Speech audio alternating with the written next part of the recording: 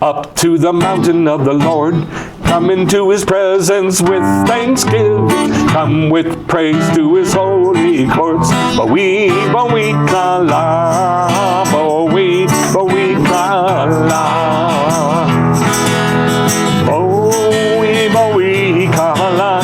The Spirit and the bride say, come. Come now, O house of Yisrael. Let us walk in the light of the Lord.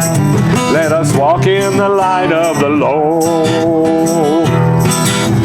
Come and see the works of Adonai. Come and hear all you who fear, and come into his house with offerings. Bowi, bowi, kala, bowi, bowi, kala. Bowi, bowi, kala. The Spirit and the bride say, come, oh, come now, O house of Israel. Let us walk in the light of the Lord. Let us walk in the light of the Lord. Come up now, I'll show you what will be. A voice like a trumpet and the dead will rise. Oh, come my beloved, oh, go into the field. Bowi, bowi, kala, bowi, bowi, kala. A voice of thunder tells his faithful, come. Come, hide in him when his day's begun. All of the nations to worship, come. Let us walk in the light of the Lord. A voice of thunder tells his faithful, come. Come, hide in him when his day's begun. All of the nations to worship, come. Let us walk in the light of the Lord. Let us walk in the light of the Lord. Oh, bowi, bowi, kala. The Spirit and the bride say, come. Come now, O house of Israel. Let us walk in the light of the Lord. Bowi, bowi, kala. The Spirit and the bride say, come. Come now, O house of Israel. Let us walk in the light of the Lord. Let us walk in the light of the Lord. Let us walk in the light of the Lord.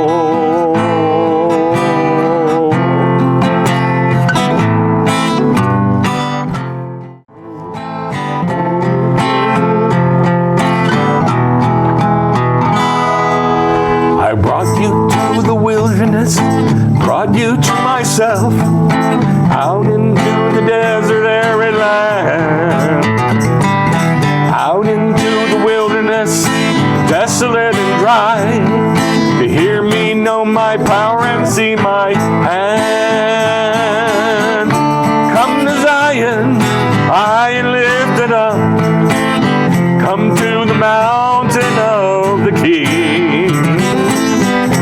Come to Zion, oh, shining like the sun. In the desert, Zion, lift your voice and sing.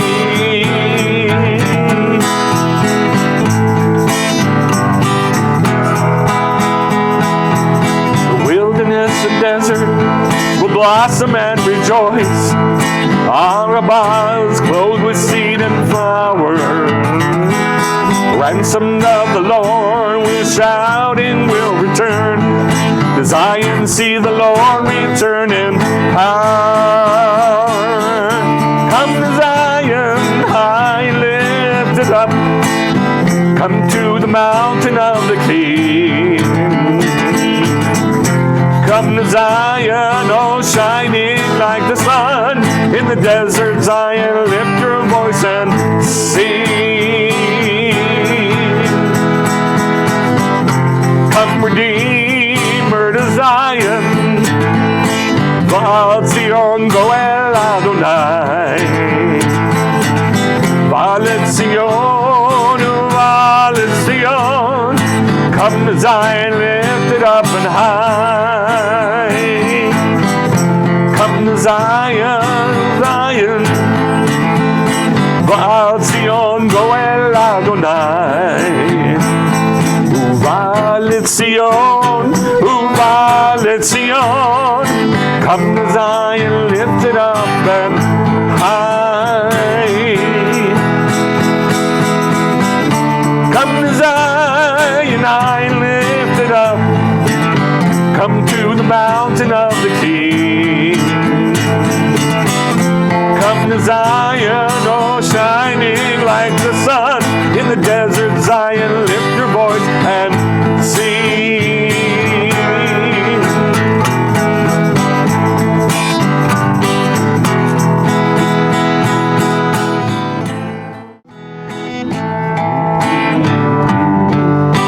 Baruch atah b'voecha, blessed are you when you're coming. Baruch haba b'shem Yehovah, who comes in the name of the Lord. Saman of she, the soul in me, thirst for thee, Elchai. Matai avo, when I come alone to appear before your eyes again. Saman of she, the soul in me, thirst for thee, Elchai. Matai avo, when I come alone to appear before your eyes.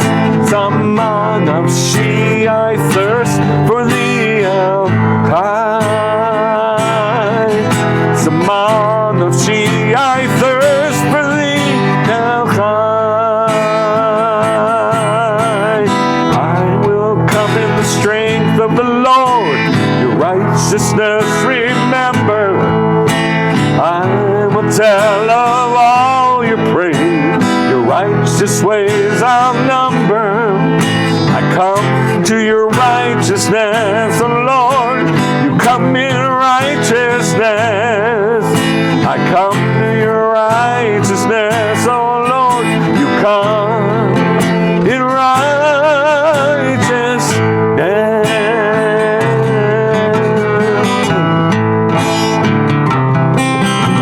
Baruch atah b'voecha, blessed are you when you're coming.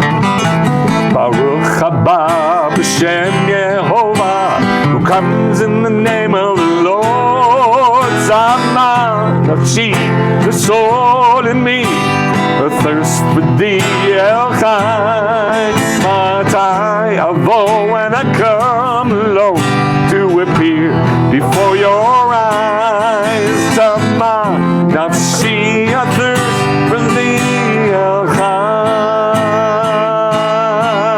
Oh, I will come in the strength of the Lord, your righteousness remember. I will tell of all your praise, your righteous ways I'll number again. Oh, I will come in the strength of the Lord, your righteous ways remember. I will tell of all your praise, your righteous ways I'll number. And I come to your righteousness, you come in righteousness. I come to your righteousness, you come in righteousness.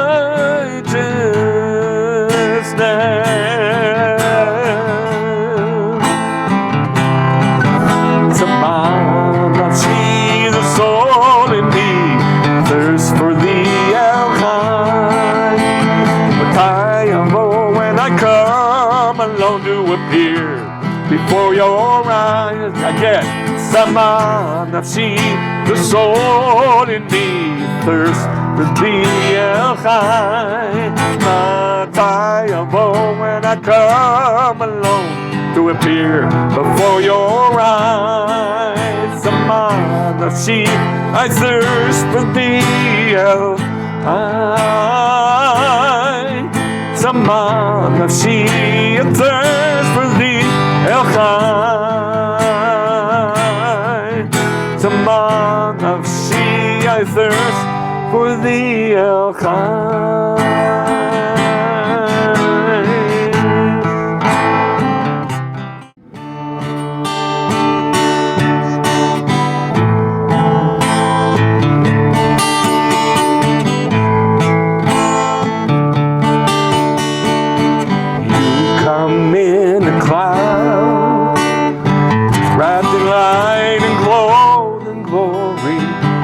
Cloud and darkness swirl around your throne. Concealed behind a cloud, wrapped in light and clothed in glory. Behind the veil and cloud you dwell alone. His covering around him, a cover for his throne. The brightness of his presence, the clouds begin to show. On a cherub he flew on the wings of the wind. Dark clouds and glory swirl all around him. Oh, covered with the cloud, you come again.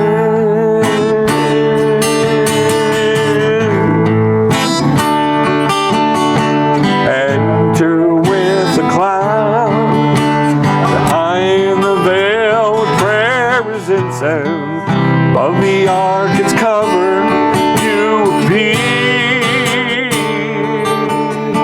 Your house filled with the cloud, behind the veil with prayers incense.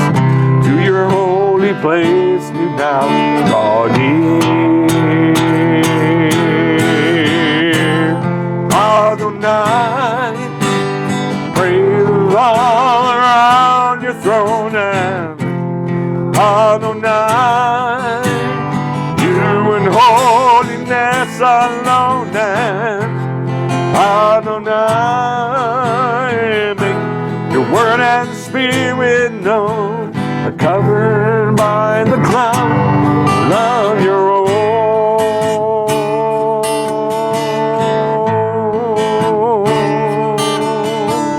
You come in the cloud, wrapped in light and clothed in glory. Cloud and darkness swirl around your throne. Concealed behind the cloud, wrapped in light and clothed in glory. Behind your veil and cloud you dwell alone. His covering around him, a cover for his throne. A righteousness and presence, clouds begin to show. On a cherub he flew on the wings of the wind. Dark clouds and glory swirl all around him. Oh, covered with the cloud, you come again. His covering around him, the cover for his throne. Brightness of his presence, clouds begin to show. Oh, on the cherub he flew, on the wings of the wind. Dark clouds and glory swirl all around him. Covered with the cloud, you come again. Adonai, Adonai, praises all around your throne, and Adonai, you in holiness alone, and Adonai, make your word and spirit known, and covered by the cloud of your own.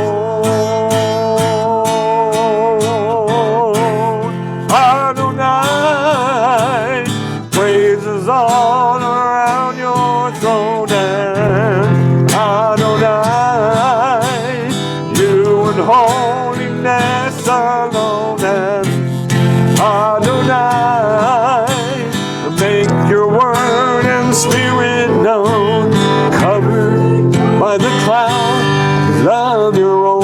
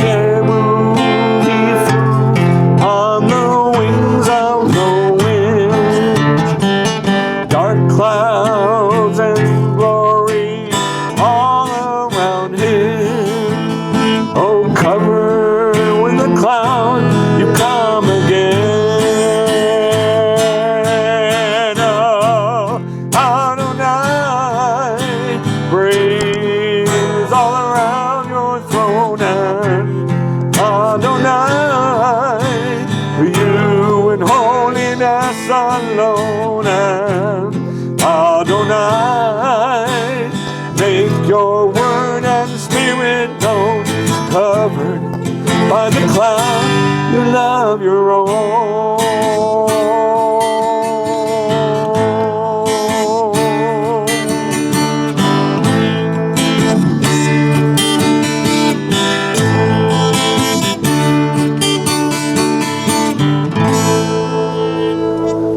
Lord, thank you that you invite us into your presence, which is in your kingdom. That's where you live, it's where you stay, it's where you breathe, it's where you create from, it's where you dwell. And I thank you for inviting us there.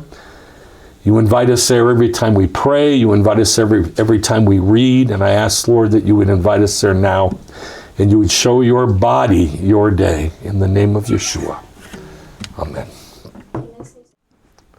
Shabbat Shalom. Shabbat Shalom. I'm going to read from a script today. Today, this is like a real super basic, simple teaching, but it really does shatter one of the most what I call the sacred cows of Christianity. Even though it's an extremely simple, basic teaching, but I'm going to relate it to something that most people do, which is not good. And I'll show you why it's not good, and I'll show you, I can't show you how it got from good to bad, like how it flipped, but I can show you the good so you can compare it to the good and go, oh, well, that's bad. That's why we're doing that. That's not a good thing. So just get ready. This is also a teaching that is going out today on Shabbat Shalom, a radio broadcast in Boston, Massachusetts, in Weze Radio, W-E-Z-E Radio, on the Shabbat Shalom, a show. It's like you go to Weze Radio and then you go to Shabbat Shalom, has a catalog of all the teachings that we've been giving. So we are now halfway through the Torah, by the way. We've done 25 broadcasts, I believe, or 26. So this one is, I'm going to almost read from the script that I gave on Weze Radio, at least part of it. So it's called Come to the Future. The name of the Torah portion is Bo, which means what? Come. Come. But it's not translated as come, it's translated as go. And we know from Lech Lecha, go to yourself, how do you say go? Lech, which means to go or to walk or to traverse, right? Mm-hmm. This is just the opposite. It's Bo, come. And yet it says, the Lord said to Moshe, come to Paro.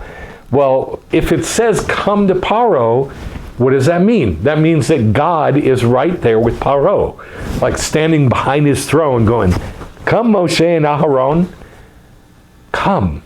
In other words, God is there with Paro. Now, everybody misses this, except, of course, the sages, who do not miss it. So it's an extremely important, it seems like a detail, but it's not a detail. It's an extremely important doctrine in Judaism. And it's this, that God invites people to where he is, which we'll look more at. So God says, come to Paro, because I've hardened his heart and the hearts of his servants, so that I may do these signs of mine among them, or in them, and that you may tell in the presence of your son and your grandson how I made a mockery of the Egyptians and how I did my signs among them. So when do we tell of God's mocking the Egyptians? At Passover, right? At the Haggadah. When we read that Haggadah at the Passover Seder, it says in there all the ways that God mocked Egypt, right, and how he brought the 10 plagues and why, but how he made a mockery of them. So all we have to do is go through the book and you find out what this means. I did my signs in them so that you may know that I am the Lord. So Moshe and Aharon came to Paro, not went to Paro, came to Paro, and said to him, this is what the Lord, the God of the Hebrews, says. How long will you refuse to humble yourself before me? Send my people, not let my people go. I hope nobody ever reads it like that again, because in Hebrew it's shalach, which means to send, like an apostle. And Paro is told, I think it's 12 times, shalach ami, send my people, not let my people go. It does not say that. So it says, how long will you refuse to send my people? Behold, if you refuse to send my people, tomorrow I will bring locusts into your territory. Where is God when he's saying this? He's there with Pharaoh. With Paro. Where is Paro when he's saying this? Egypt. Okay, that's the question. So if Paro is in Egypt, and God's in Egypt, and he says, I'm going to bring locusts into your territory. Moses and Aaron, come over here and see this. Then that means the invitation is to where? Egypt. To Egypt. That is not correct. That's what we're going to talk about. Well, you'll see. And they will cover the face of the land so that no one will be able to see the land.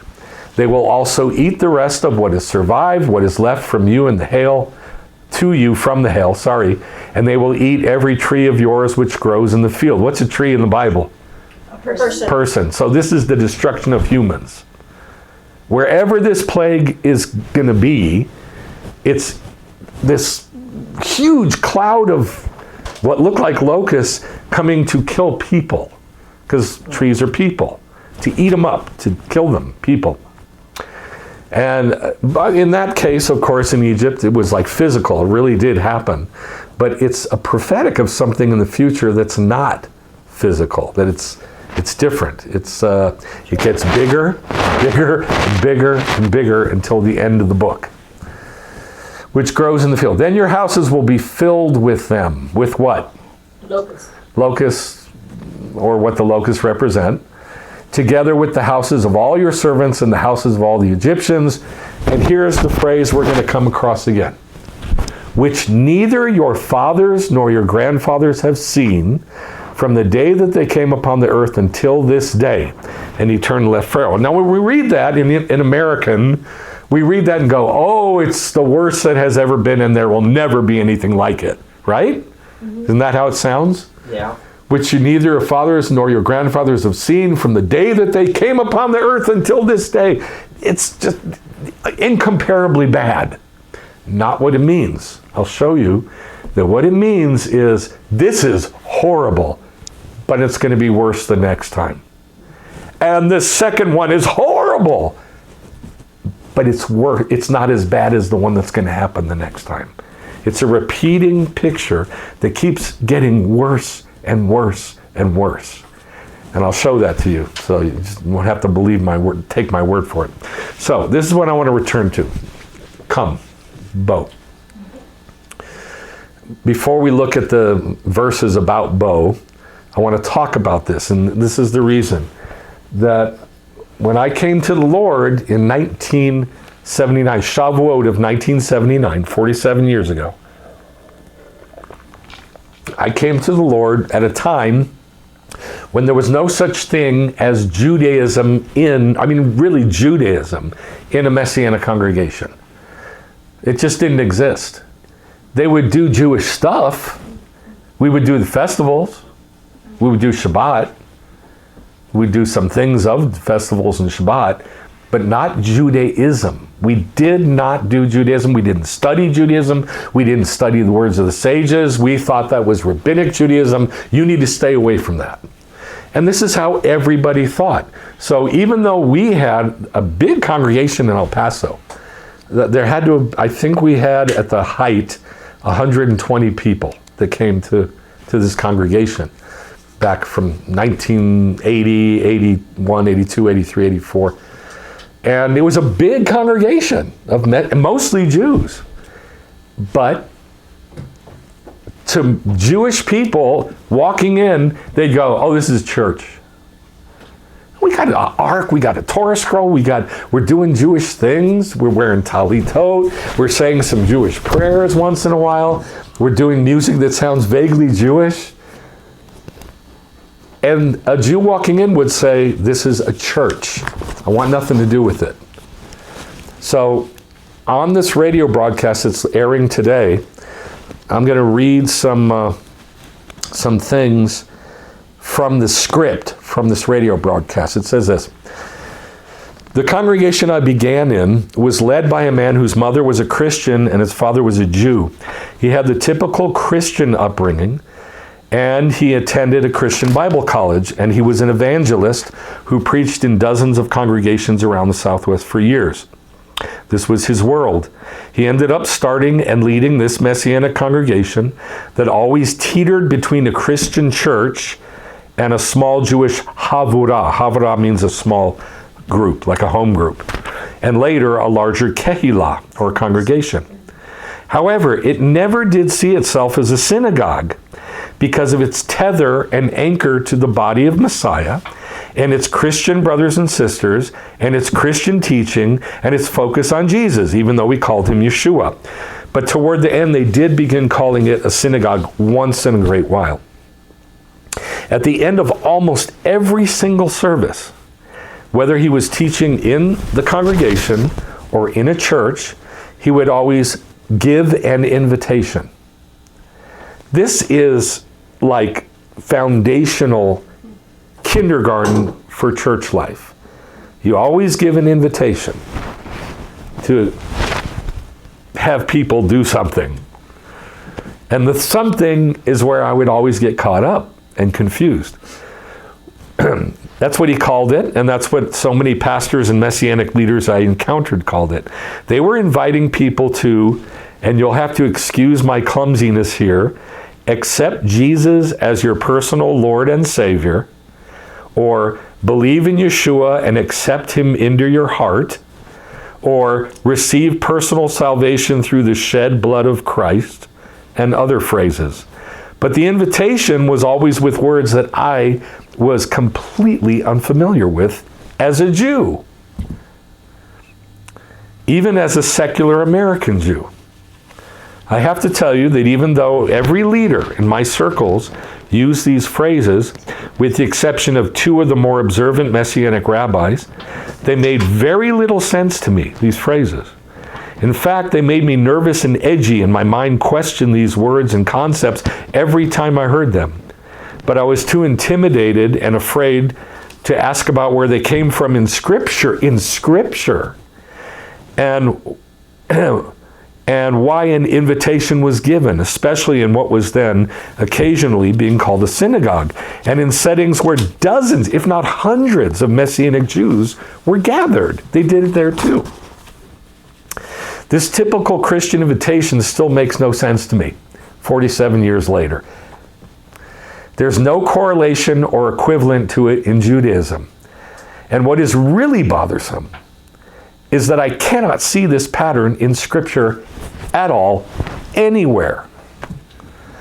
What I do see is a different invitation. There is an invitation, but it's not that. Christian theology has led to inviting people into Christianity or into believing in Jesus, etc. And the mind usually goes to New Testament passages that depict Jesus saying, "Come to me," something like that. Bo li, come to me. One is Matthew 11:28. Come to me, all who are weary and heavy laden, and I will give you rest. And like Matthew 14:29, Peter said, if it's you, tell me to come to you on the water. And he said, come. John 6:37, all that the Father gives to me will come to me, and the one who comes, I certainly won't cast out. But the problem is that such passages are usually completely disconnected from their origin and meaning found in the Torah. What's Yeshua quoting from the Torah when he said these things?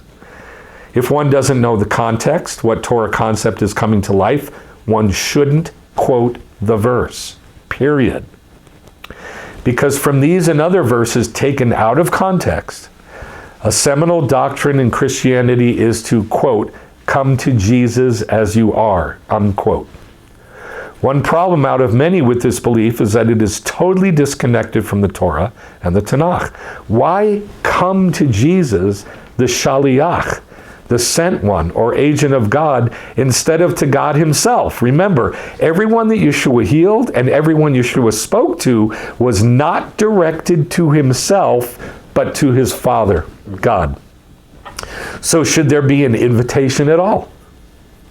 Well, There is. If there is, it should be consistent with any existing invitation given by God in the Scriptures. There should be a precedent. There should be a pattern to follow. And thankfully, God's invitation to the world is consistent from the beginning all the way through to the end of the book. God does not invite people to accept Jesus into the heart ever. Not one single time. That pattern doesn't exist in the Bible. Those words don't even exist in the Bible.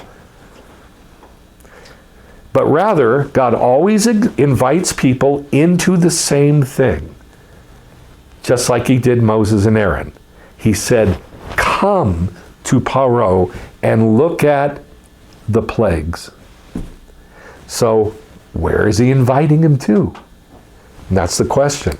If you can figure out where God is inviting Moses and actually everybody in the Bible to, you can say what the invitation should be. Yes. Yes. Because it's not where physically, but where in time. Yes, and that's what we're going to look at. That's exactly right.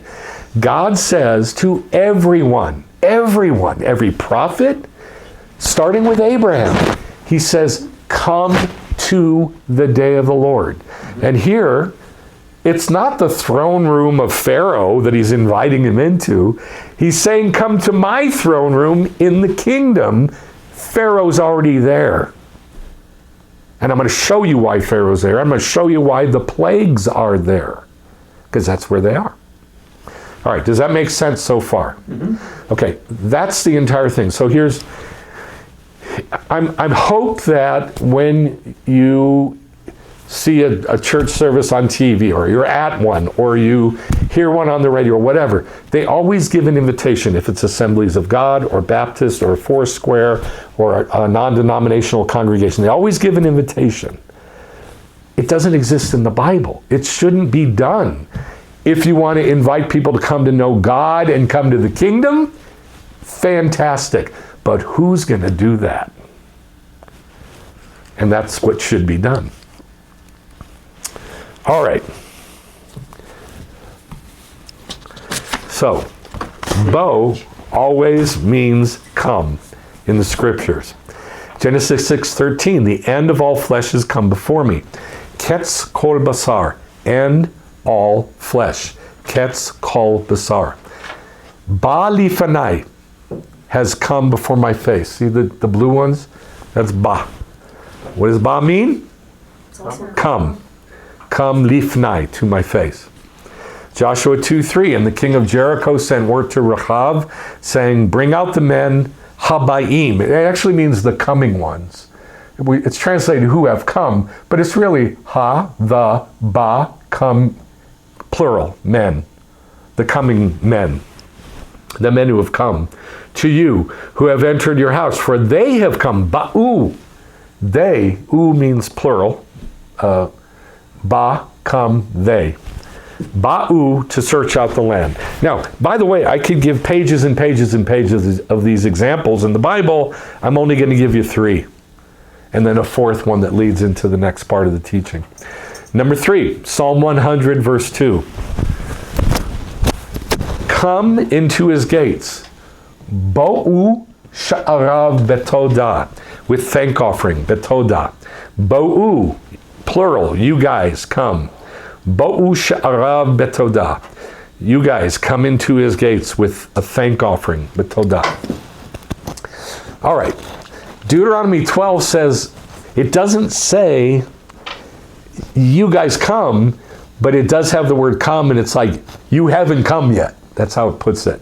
It's Moses talking, and Moses says to Israel, you haven't come yet. So if he says you haven't come, that's an invitation by Moses, right? Yeah. Like Moses saying, you guys haven't come to me yet. Yeah. Does that make sense? Uh-huh. Okay. Deuteronomy 12. You shall not do at all what we're doing here today. Everybody doing whatever they want to do. Whatever is right in his own eyes. For you have not as yet come. Ki, for, lo, not ba'atem. You guys, plural, have not come. You have not yet come.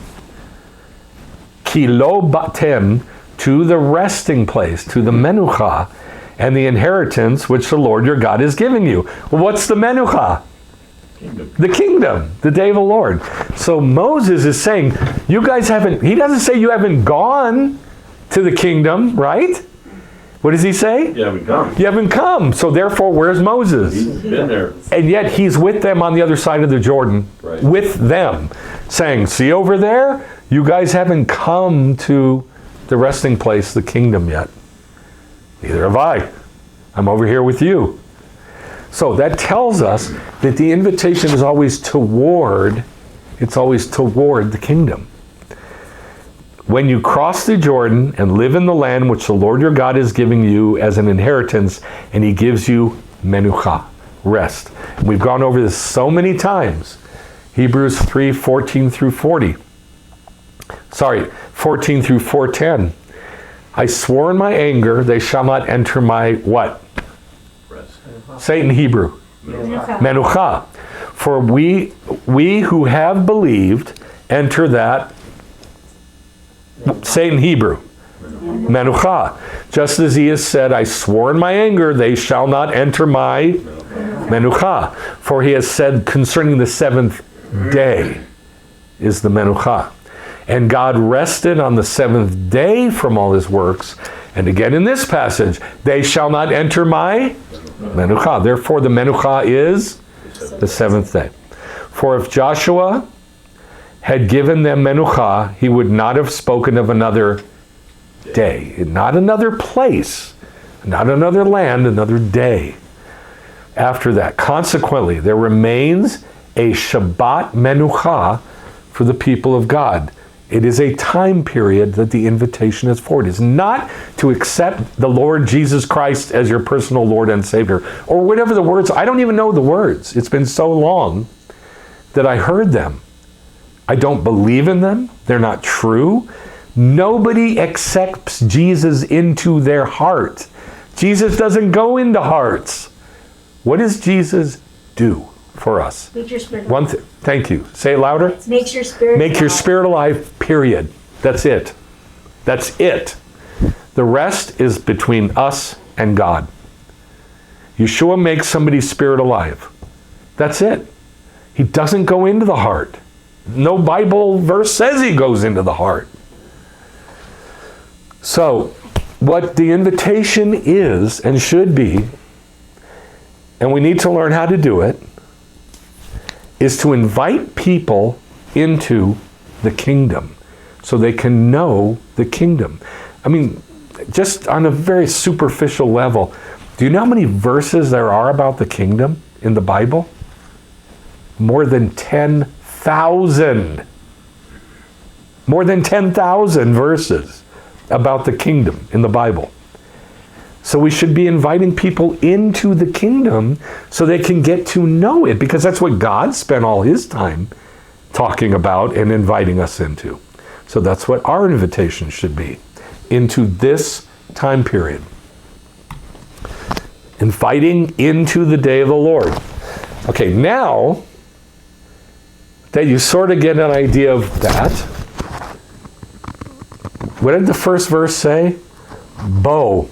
Come, Moses and Aaron, where? To Pharaoh. To Pharaoh. So where is Pharaoh?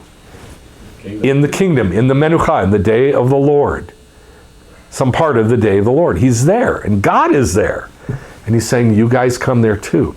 Now in Revelation 6, it starts out with a verse before this one, chapter 6. It's in chapter 1, I believe. It says that John heard a loud voice like a shofar saying, Bo, come up here.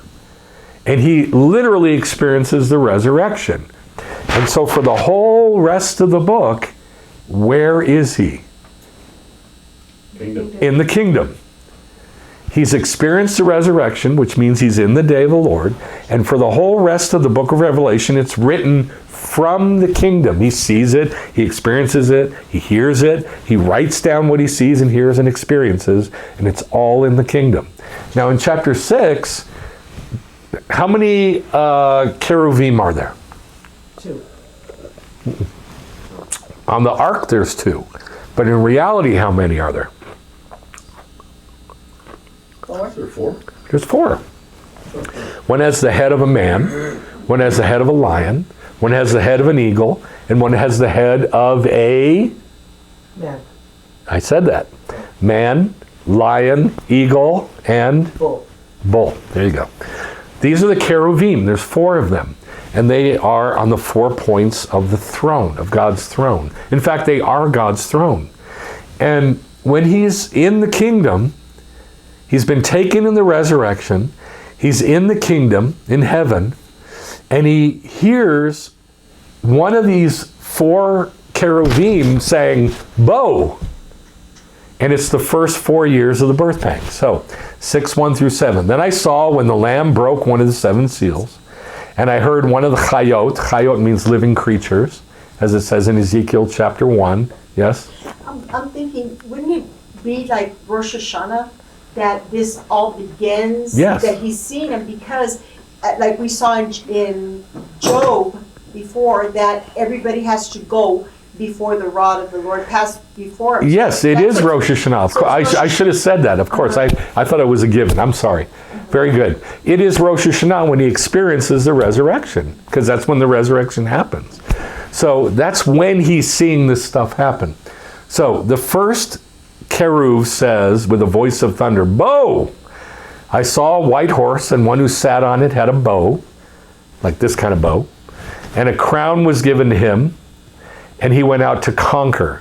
This is not a good king, it's a bad king.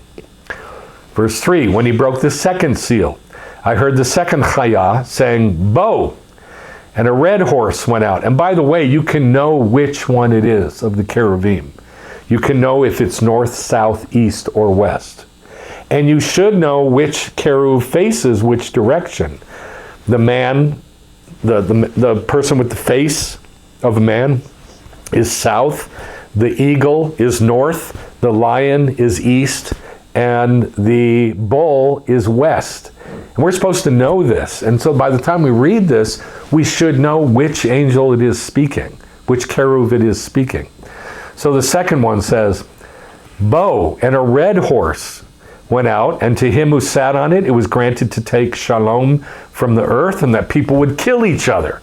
So now everybody's fighting with each other in the second year of the birth pangs. And now comes the third year of the birth pangs.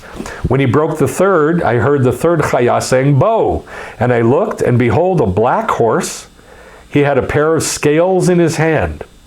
And I heard a voice in the center of the 4 chayot saying, a quart of wheat for a denarius, and 3 quarts of barley for a denarius, and don't damage the oil and the wine. So this is the third year of the birth pangs.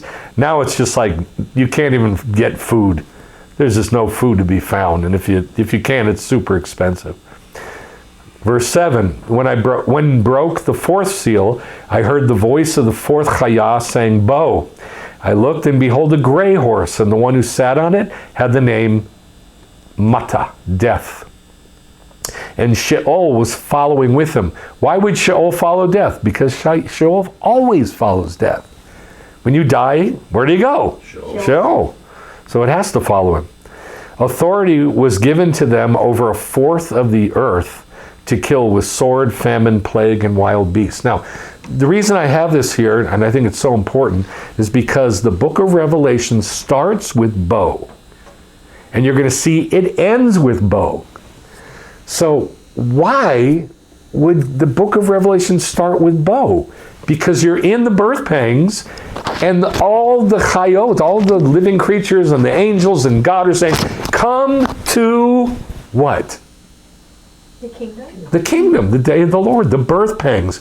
So these horrible riders, they're angels, they're destroying angels that are sent out. Where do they live? In the kingdom. And that's how the Bible works, which I'll show you more of.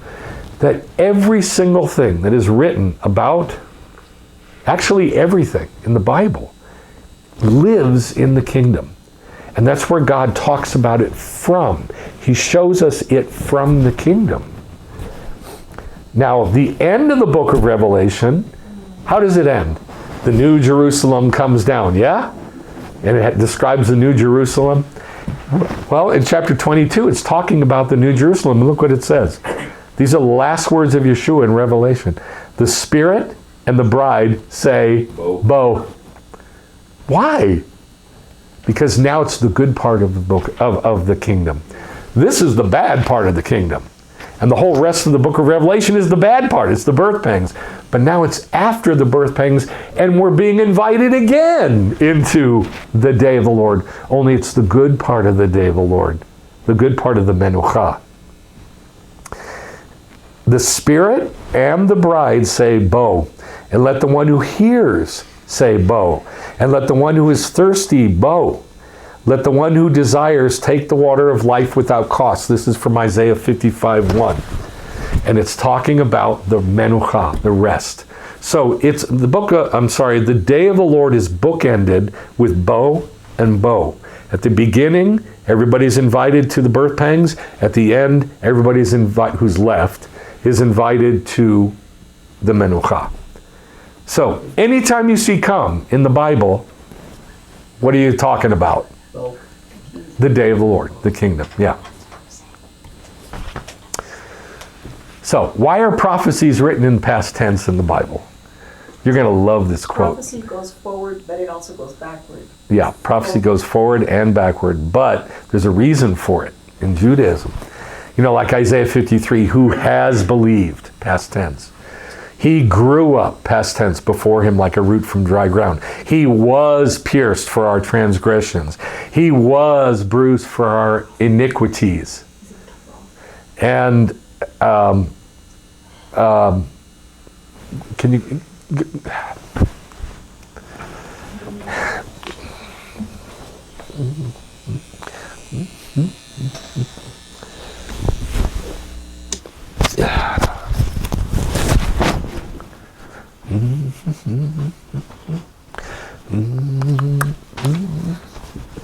See if I can do this. It was bruised for our iniquities. So everything is in past tense. Everything is in past tense in the prophecies, especially the ones about Yeshua. But they were written 700 years before Yeshua came. So why are they in past tense? Psalm 22, for dogs surrounded me, past tense. A band of evildoers encompassed me, past tense. They pierced, past tense, my hands and feet. They divided, past tense, my garments among them, and past tense, cast lots for my clothing. Why? Why is this? Oh, there's that font problem again. You should know that it is typical behavior in Hebrew to use a past tense verb in place of a future tense verb, and this is mostly in prophecies, because the matter is as clear as if it is past. That's the reason. Because it's already been decreed by God, therefore it's already passed. Right. It's a done deal. Now that's written by David Kimchi, or Radak, from the 12th century. That's the 1100s. Kimchi. Now, Kimchi. Korean. Right. David Kimchi. So, less than 100 years later, in the 13th century, this was said by Rabbi Yedaiah, I believe. It got cut off in the bottom. The sages of blessed memory followed the paths of the prophets. The sages of blessed memory speak by following the pattern of the prophets. They talk the same way as the prophets, who speak of something which will happen in the future in the language of the past. Isn't that cool? Since they saw in prophetic vision that which was to occur in the future, they spoke about it in the past tense and testified firmly that it had happened to teach the certainty of God's words. In other words, it's a done deal. And this is how the sages spoke, because this is how it is in the Bible, in prophecy. It's in past tense. What does that tell us? That God speaks from the future. Yes? He speaks from the future.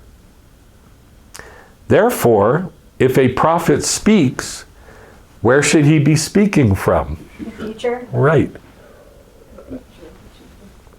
Now think about all the prophecies you've ever heard nowadays. Are they ever in the past tense? No. Let me tell you what's going to happen. I'm going to tell you what's shortly to happen in the future. That's what captures people's attention, but that's not how the scriptures work.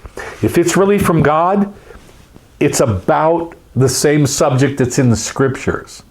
If it's not from God, it's hit and miss. It's like going to a fortune teller. Yeah, they might get some stuff right. They might get some stuff wrong. They will get some stuff wrong because they're not prophesying about things that God cares about in the Bible, which are all in the past tense. And so people go, oh, I can tell you what's about to happen. And it like sucks us in because that is a false prophecy. It's not prophecy that God gives. God always talks about things that are in the day of the Lord, in the birth pangs, always. Does that make sense? Mm-hmm. So don't get sucked in with people prophesying nowadays. It's not real. Unless it's about things that are prophesied in the scriptures about the day of the Lord. All right, that's why God talks in the past. Because God's already there. And so he says, come over here to the future, and I'll show you what's going to happen.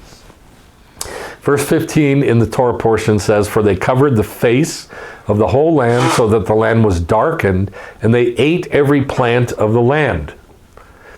Judges 7 says, now the Midianites, the Amalekites, and all the people of the east. Who are the people of the east? Do you remember? What's the land of the east? Right next to Persia. Babylon. The land of the east is Shinar, or Babylon. Got it? Uh-huh. What's the land of the east? Shinar. Babylon. So you have the Midianites, that's from the south, the Amalekites, also from the south, and the people of the east, Babylon, lying in the valley as numerous as locusts. So this tells us that the locusts aren't locusts. They're a million-man army. And their camels were without number, as numerous as sand on the shore. So, a million-man army. Isaiah 5, he will also lift up a flag to the distant nation. Now, when he prophesies about this, and there's many prophecies about this in Isaiah, and Ezekiel, and Jeremiah. And it always says a distant land, that God's going to bring this huge army from a distant land. And it's talking about Babylon. It's talking about Assyria first, who came and took northern Israel, and then Babylon, which is just farther east, coming from the north. Remember, the Fertile Crescent goes like this. And so they go from the north down into Israel. Assyria first takes northern Israel away, and then Babylon comes and takes Judah away. But it's the same pattern. Same people, same pattern. And whistle for it, Assyria and Babylon, from the ends of the earth, and it will come with speed swiftly. No one in it is tired or stumbles. Its arrows are sharp, and all its bows are bent. The hooves of its horses seem like flint. It roars like young lions. So how did it describe this million-man army? Like what? Lions. Like lions and what other animal? Horses. Horses, right. It roars like young lions. It will roar against it in that day, in the day of the Lord, like the roaring of the sea. If one looks across the land, behold, there's darkness and distress. Why darkness? Because they're in the air and they cover the sea. Exactly. They're up. It's a giant cloud of people in the sky. How did all these guys get up in the sky? To create darkness. They're locusts. They're locusts. They're pictured by the locust, which comes like a cloud that covers the sun and makes it, I'll show you more about that, it makes the land dark. Even the light is darkened by its clouds. So it's not really locusts coming. It's not even people coming in the air. But it's a darkness that comes with them that's just heavy and evil. Pictured by a cloud of locusts. So in this case, it's the people of the east, Assyria, Babylon. Joel 1. Now, this is the phrase that I told you we're going to look more at. It says, which neither your fathers nor your grandfathers have seen from the day that they came upon the earth until that day. So you think it's like, it's the worst that could ever be, right? No, it's the worst so far, and it's also saying it's going to be worse later, because we can see it in Joel. It shows up the same phrase in Joel. Joel 1, hear this. Has anything like this happened in your day? That's this. Or your father's days? That's this. Or tell your son about it, and have your sons tell their sons, and their sons the next generation. So it's given us 5 different ways to say this. Nothing like this has ever happened in your days. Right. Same thing. What the gnawing locust, Babylon, has left, the swarming locust, Medo-Persia, has eaten. What the swarming locust has left, the creeping locust, Greece, has eaten. What the creeping locust has left, then the stripping locust, Rome, or Edom, as the rabbis say, has eaten. That's the 4 kingdoms. Babylon, Medo-Persia, Greece, Rome. Now, it doesn't have those kingdoms in the passage in Joel, but that's what the rabbis say it is. That there are 4 swarms that come, and each one is worse than the last. Babylon's horrible. Medo-Persia, worse. Greece, did Greece ever invade Israel with a 1,000,000-man army? Alexander. Never even got into Israel. Well, he did, but it was just him with a few guys. No. There was no invasion of Israel by Greece. How about Rome? Did Rome invade Israel? Yes. No. Certainly. No, they did not. They infiltrated Israel. Hellenism, through Greece, infiltrated into Israel. And they took it from the inside. Yeah, Rome just kind of morphed out of Greece. They never invaded Israel, not until 70 AD when they took the temple. But there was no and by the way, that was not an invasion.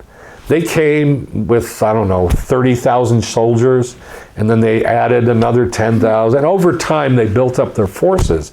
But there was never like a 1,000,000-man army that swarmed into Israel, not from Greece or from Rome. But Assyria did, Babylon did, Medo-Persia did. So these are the 4 kingdoms that they've come. They've just stripped the whole land. And look how it says it. They've eaten everything. Wake up, for a nation has invaded. Its teeth are like the teeth of, there's the lion again. What 2 animals did that last Assyrian Babylon invasion look like? A lion and a horse, yes? Well, here it is again. There's the lion. Now in chapter 2, a day of darkness and gloom. Why is it darkness? Because the locust cloud. A day of clouds and thick darkness. Why clouds and thick darkness? Because of the locust cloud. So there is a mighty people, and here's this phrase again, repeating this again. There's never been anything like it. What does that tell us? It's going to be worse the next time. Yeah, there's never been anything like this. Next time's not going to be like this. It's going to be worse. There's never been anything like it, nor after it. And after it's going to be different to the years of many generations. The land is like the Garden of Eden before them, but a desolate wilderness behind. Nothing at all escapes them. Their appearance is like the appearance of horses. Here's lion, and then it says horses, just like the passage before that we saw in Isaiah. Now, where is this locust swarm going to be? Where's it going to be? Kingdom. Say it again. Kingdom. In the kingdom. Where's this locust swarm going to be? The kingdom. In the kingdom, in that day. And this locust swarm in Joel is going to be in the kingdom. That's where it is. chapter 2, verse 9 through 11. They climb into the houses. Remember it said that in our passage in the Torah? That the locusts went into the houses, everybody's house. The slaves and the people who are in Pharaoh's court. The what are they called? Magicians? No, the ministers. The ministers and the slaves and everybody in Egypt. They went into their houses. Well, same thing happens here. The sun and the moon become dark. Why? Why? There's no light. Why is there no light? Because of the locust swarm. And stars lose their brightness. So we see it's like locusts, it's like horses, it's like a lion. Yes? Yes. Did you see all three? Mm-hmm. Okay. That's why it shows up the way it shows up in Egypt.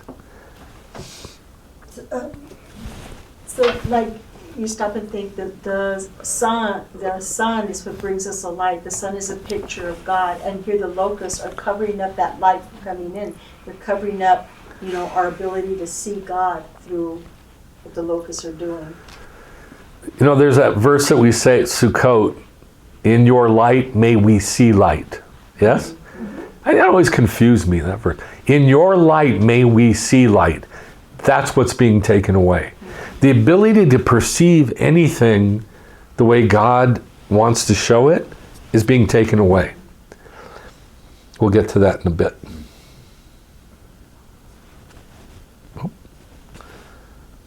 They covered the face of the whole land so that the land was darkened.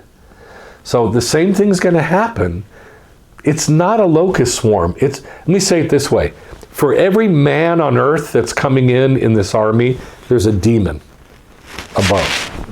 1 million demons on top and 1 million man army on the bottom in the day of the Lord. So how do we picture that? Like this. Now the same exact thing happens in Ezekiel 38 and 39. What people call Armageddon. Armageddon's a coming. What does Armageddon mean? Har Megiddo, the mountain of Megiddo. And there's a huge valley of Yezreel at the foot of Mount Megiddo. And that's where this last battle is going to happen. And the last battle is talked about in Ezekiel 38 through 39. So in 38 it says this. Son of man, set your face toward Gog and the land of Magog, Rosh, Meshech, and Tuval. Behold, I'm against you, Gog. I'll turn you around, put hooks in your jaws. I'll bring you out and all your army, all of them wielding swords. Persia, Cush, Put, Gomer, that's Germany with all its troops. Beit Togarmah. How many kings is that? 10. That's the 10 toes of the giant statue Nebuchadnezzar saw in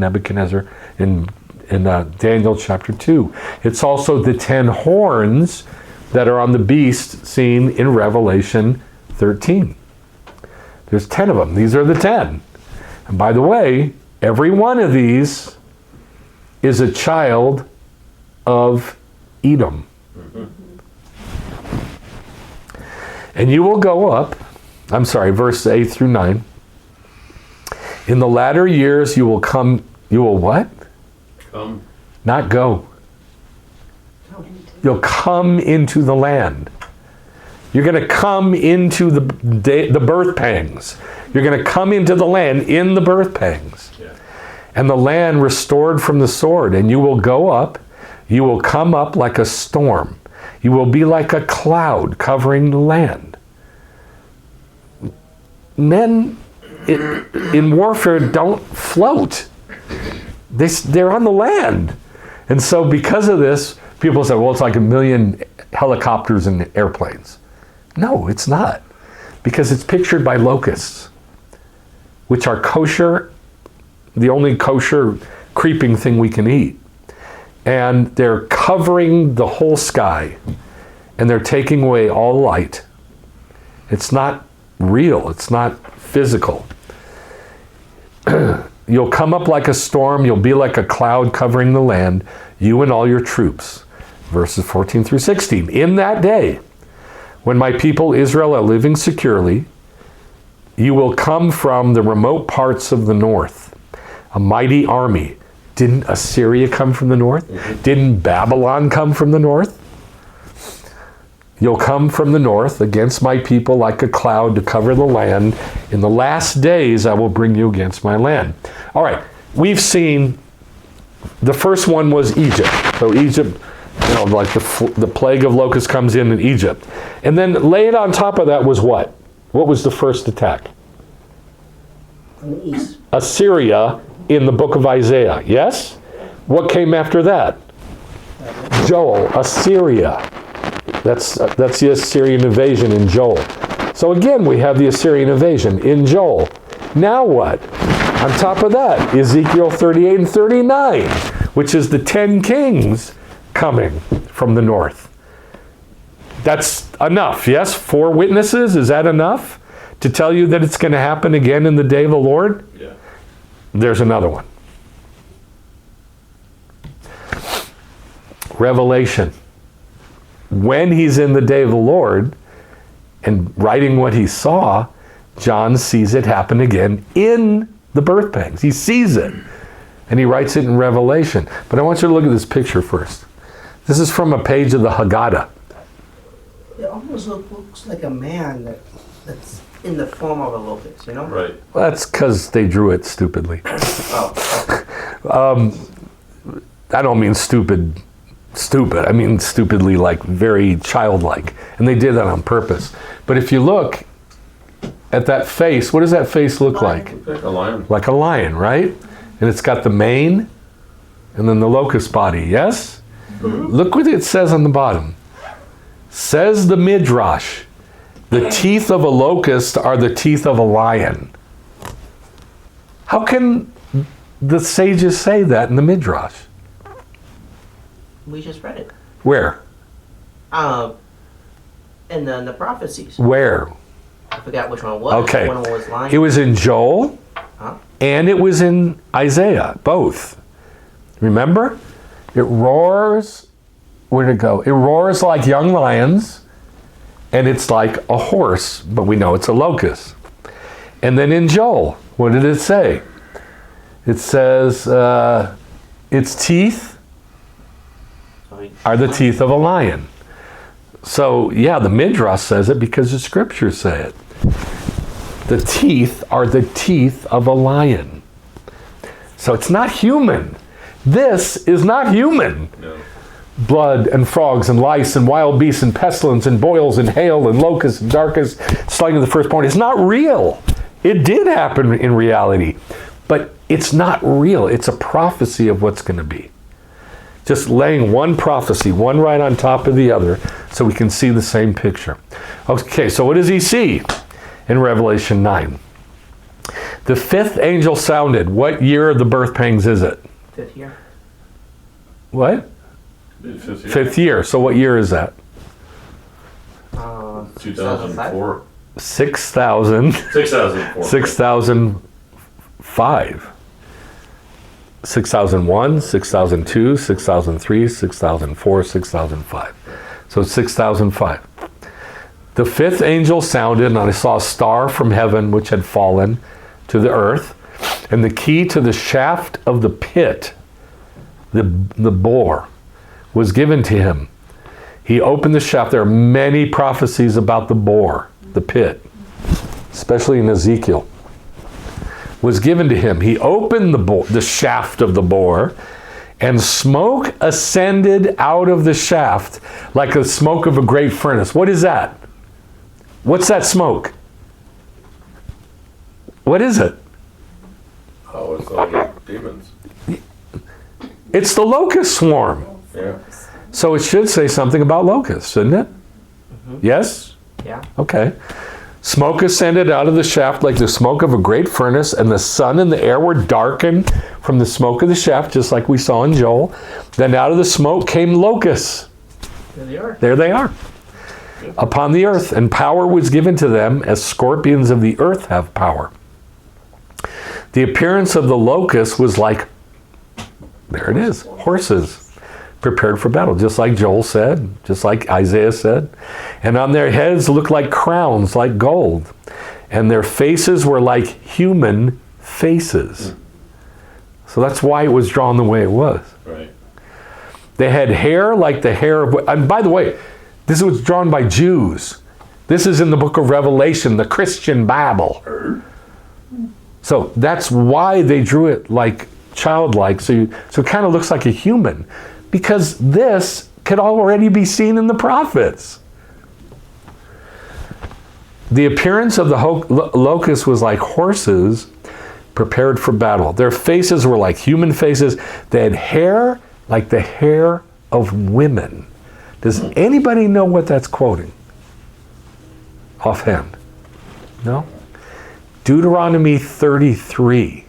When it's talking about the birth pangs in the day of the Lord, and it says, God will have vengeance on the long-haired leaders of the enemy. That's what it's quoting. They had hair like the hair of women, and their teeth like the teeth of a lion. Pretty cool, yeah? And this is from a Jewish source. The teeth of the locust are the teeth of a lion. So we've seen the same thing repeat over and over and over. So why is God saying come to Moses? He says, come to where Pharaoh is, and I'm going to show you the real locust invasion. This is what you're calling for. Right. Call for it, Moses. That? Yeah, that. Only in your case, it's like real locusts.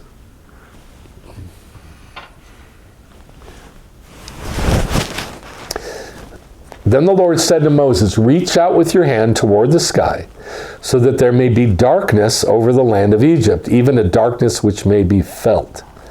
So Moses reached out with his hand toward the sky, and there was thick darkness in all the land of Egypt for 3 days. So we should already know why that was the next plague after the locusts.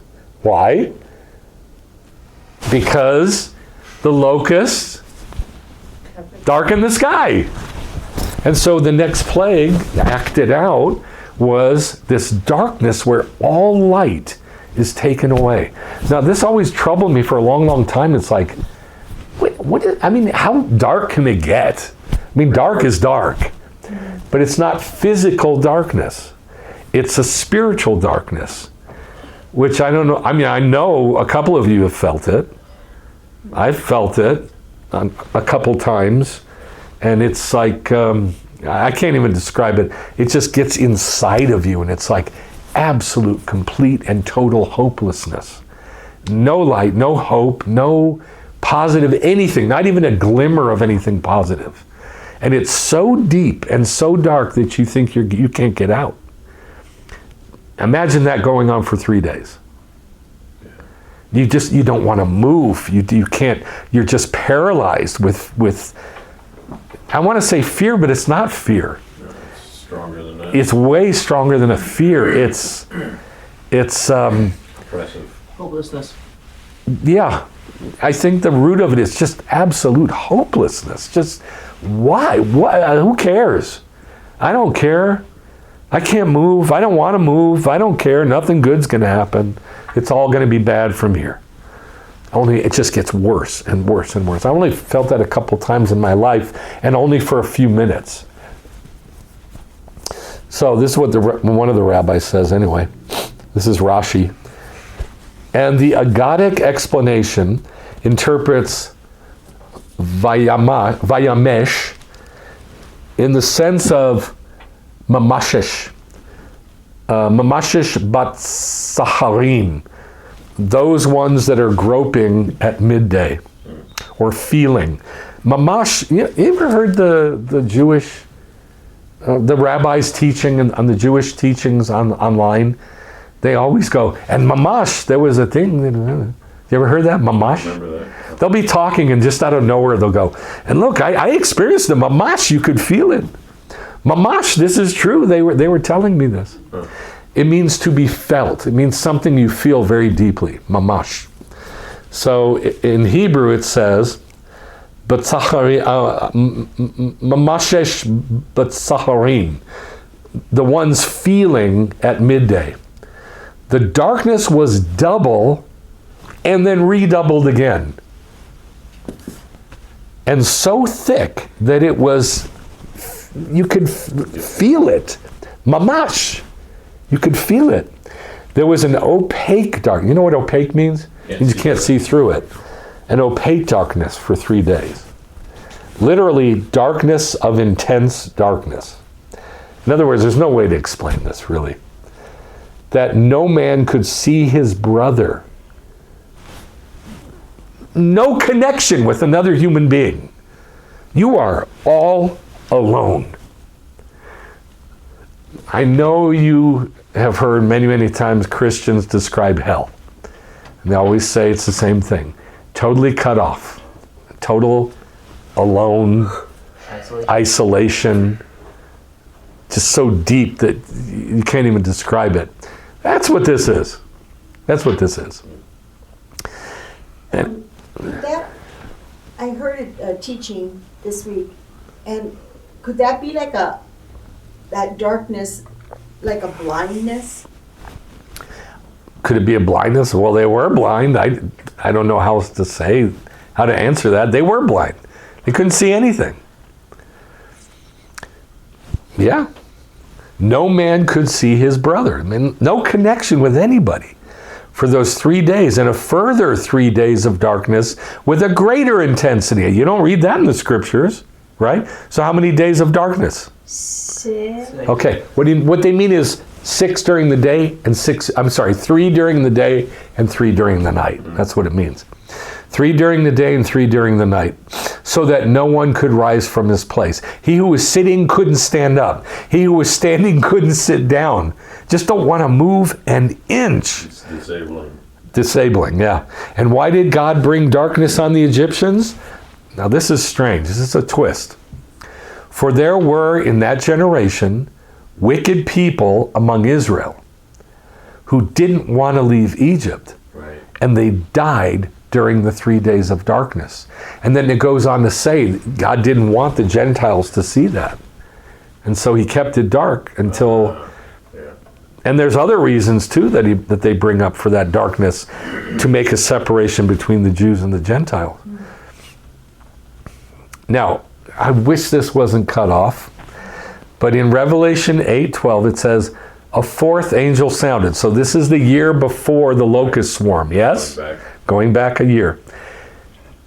Now the way it reads is, and a third of the sun, and a third of the moon, and a third of the stars were struck, so that a third of the day was darkened. I don't think it says that. I think it was like diminished by a third of its light. I don't. I think it says a 3. Oh. How many days did the darkness last? Okay. Yeah, maybe. So in my mind, it makes sense that the same pattern.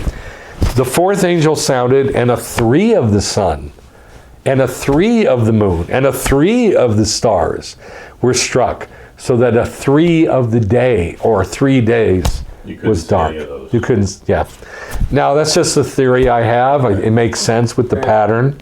Yeah, it fits. Okay, so you can take that or leave it, but that's my theory. I think that overlapping that pattern has 3. Have you ever been to the new cave at Carlsbad Caverns?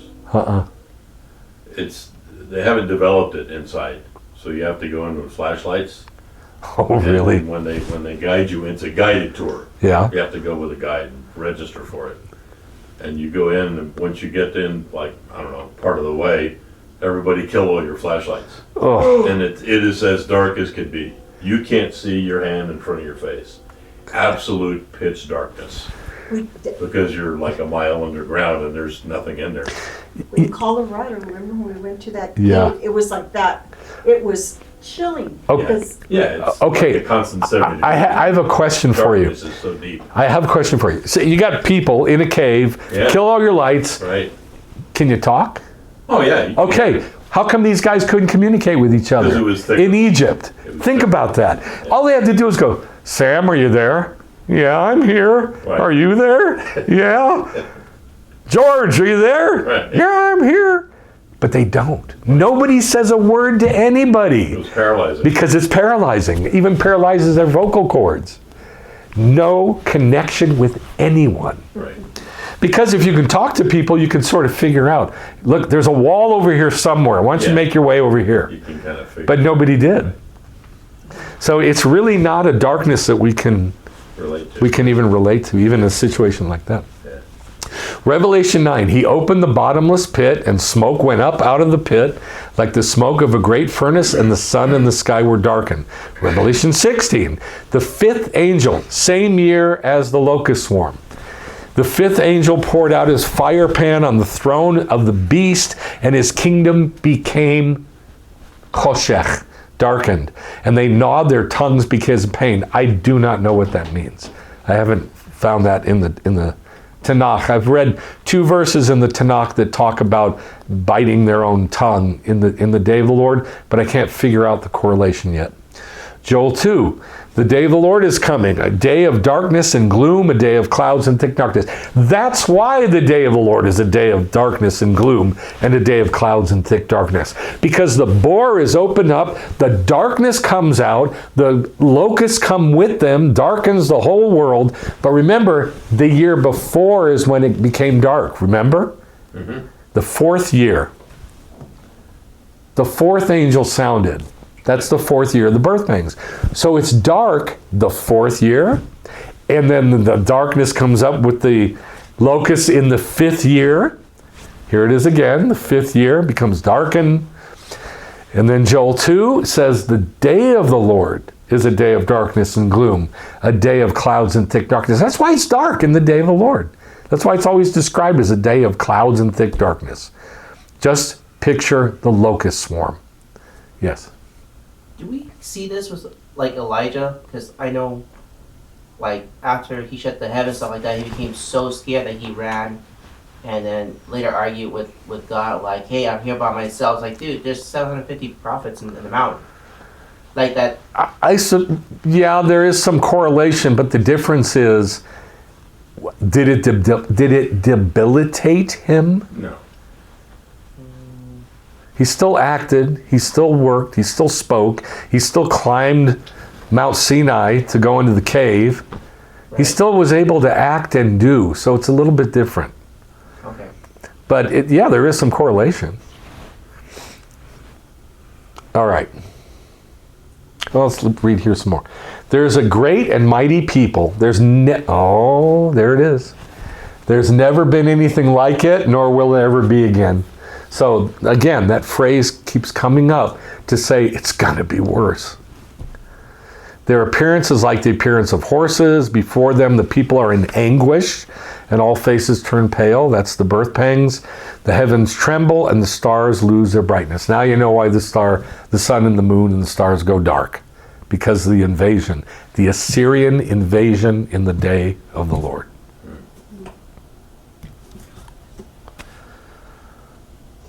Locusts came, for they covered the face of the whole land, so that the land was darkened, and they ate every plant of the land. I don't know if plants are a picture of people or not. I think they are. Midgets. Midgets, yeah. Mental midgets. No. Listen, there's a verse about Solomon that says he wrote all these psalms and proverbs, songs and proverbs, and he said he sang about and wrote about from the hyssop that grows in the wall to what's the big giant tree? The cedar of Lebanon. That's the smallest and the highest. So if hyssop is a picture of people, I guess other plants are a picture of people. And they just get bigger and bigger until they're trees. We had talked about that before. I know we've talked about it several times, but I don't really have anything solid about it. Okay, so if the locust came and ate up all the plants, that's people, I guess. But then we saw they also ate all the trees, Right. which are definitely people. They covered the face of the whole land so that the land was darkened, and they ate every plant of the land. And then 10:21 through 22. Then the Lord said to Moses, reach out your hand toward the sky so that there may be a darkness over the land of Egypt, even a darkness which may be felt. So Moses reached out with his hand toward the sky, and there was thick darkness in all the land of Egypt for 3 days. Joel 2, the day of the Lord is coming, a day of darkness and gloom, a day of clouds and thick darkness. There's never been anything like it, nor will there be again after it to the years of many generations. Their appearance is like horses, before them the stars lose their brightness. And then Revelation 9, smoke went up out of the pit, the sun and the sky were darkened by the smoke of the pit. And if you can't see the correlation between the order of at least the last third and the last second to the last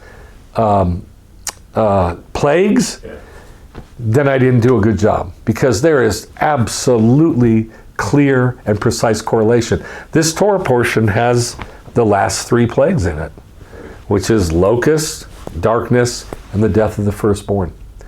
And then they go out. So Bo, in that it's the last 3 plagues, the ones that finally put the nail in the coffin, that's why it's called Bo. Because now, this is the end. Come to the day of the Lord. I'm going to show it to you, Moses. And Moses saw it. And Aaron saw it too, by the way. And they, therefore, when they did the action of going out and spreading out his hands to the heavens and saying, "Come, O thou locusts, unto Egypt," or whatever they did, they knew what they were doing. They knew what they were acting out. That this is going to be repeated way worse in the history of Israel, and then way, way, way worse in the history of Israel again in the day of the Lord. So that's why it is called Bo. Come. Let's pray. Lord, thank you that you invite every person who has any connection with your word into the day of the Lord.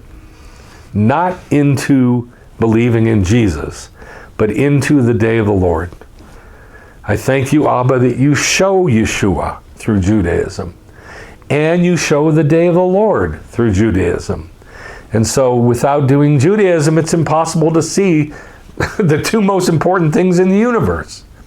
So I thank you for Judaism. I thank you for the sages and their words. They're blessed, their happy memory of the sages, because they wrote everything about what the Torah is, and what the Torah says, and what the Torah shows us, and how to do it, and how to see it, and how to hear it talk to us.